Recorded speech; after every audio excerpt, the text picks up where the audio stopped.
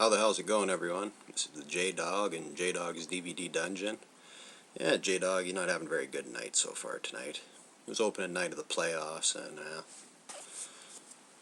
my boys, the Flyers, well, they lost to the Penguins 4-1, so fuck all you Pittsburgh fans out there. J-Dog's a little pissed off about that. But anyway, I just wanted to get that off my chest, just in case you're wondering why I'm looking a little crusty while I'm in the video. But anyway, yeah, here today I'm going to do a little review for a movie I got in yesterday. Something I've been waiting a while to see. It doesn't have a good DVD release. Well, it has one that's out of print. It costs a fortune to get. VHS is expensive, so J-Dog went with a Korean release.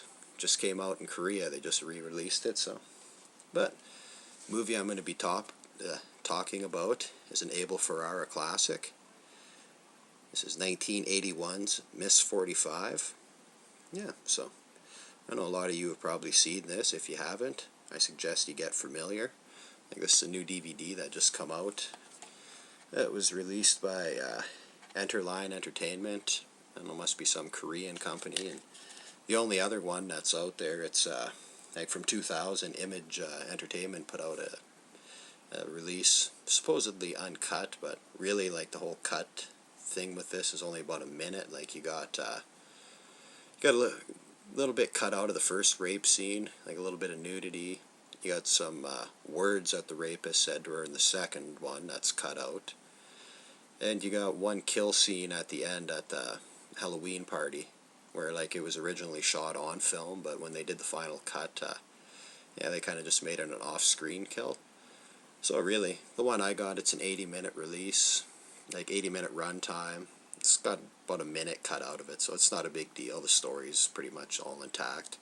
Transfer is excellent, actually. I was really impressed. I was kind of skeptic when I was getting this to begin with. Like, well, coming from Korea and all, might be a bootleg, so I was a little nervous about that. Anyway, we'll start talking about this movie now. I think this was done by director ABEL Ferrara. It was written by Nicholas St. John. So, like, if any of you guys know anything about ABEL Ferrara, he did like such movies as The Driller Killer. I think that was his first one in 1979. Then he did MS.45 in 81. And what else did he do? In 1990, he did King of New York. I think that's the one with, well, it had some rappers and stuff in it. I can't remember. I remember seeing it when it came out, though. And he was he helped script, like, Bad Lieutenant. And most recently, in 96, he directed the movie called The Funeral. But yeah, I think he also has a cameo in this movie as well, so once I start talking about the movie, I'll get to the cameo. But this stars a very sexy female lead, played by Zoe Tamerlis Lund. But in the movie, she went under Zoe Tamerlis. It was like later on that she picked the Lund up, so. But yeah, she was in a few movies, like she did MS.45. Sorry, I got a couple things I had wrote down about this just so I could remember. In 1984, she did like special effects movie. I think that was a Coen movie. Then she did another movie called The House Guest in 84. In 94, she did a movie called Dreamland. And she actually scripted Bad Lieutenant. So yeah, she was an actress, she was a model, she was a screenwriter. She kind of did it all. Very sexy woman. I don't know, God rest her soul, though. She passed away in 1999 from heart failure.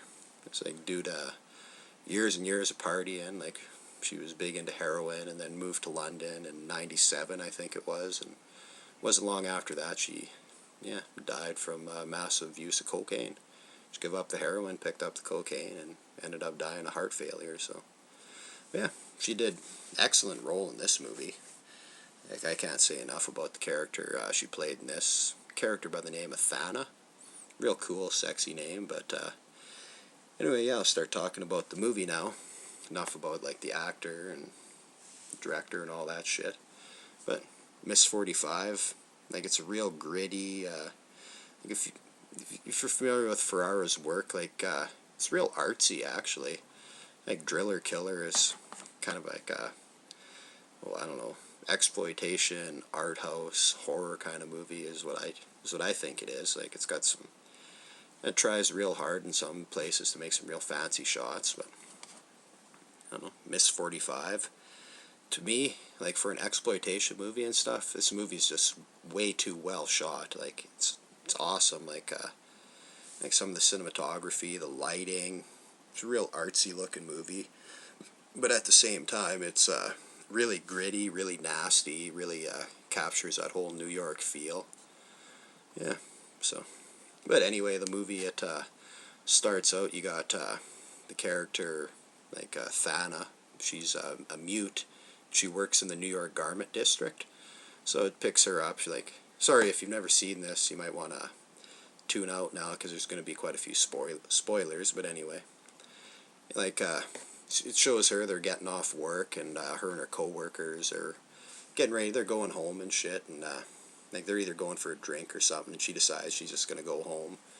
So she can't talk or nothing. So she's like, waves, I'm out of here. On her way home, like this guy starts following her, follows her into an alley, decides he's going to rape her. So this was actually the cameo played by Abel Ferrara. He was the rapist. He wore this mask, so I guess we couldn't tell who it was. So she manages to survive this attack, kind of gets herself together, because she's all traumatized, laid out on the ground and stuff after this happens. So makes her way home. But while she was out, there's a burglar happened to break into her house, and he's rummaging around and shit. And she gets home, she goes, sits down on the couch, like she's been all ravished and stuff. She had just been raped, so she's all traumatized, and she's kind of sitting there and looks up, and there's a guy standing there. So he sticks a gun in her face, like tells her don't move, don't say anything. And he starts to notice, like, well, how this chick's titties are hanging out and stuff, like her shirt's all ripped open, what just happened to her? And he's asking her, and I know once he finds out that she can't talk, but he's like, right on, I may as well take me some of this too. So it goes about, she gets raped again for the second time in probably an hour and a half. But while this is going on, the guy, he's getting his rocks on too good, I guess, and kind of loses track and drops his gun. When this happens, she clubs him over the head, and yeah, takes him out, kills him, hits him over the head with an iron. So that's a pretty cool scene. Not a lot of gore or anything, but yeah. So after that, like, she'd just been raped twice.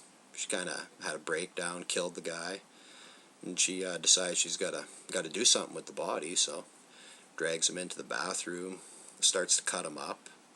And, well, I'm almost out of time. I'm going to make this a 2-part, so stay tuned and I'll continue on where I left off. Peace.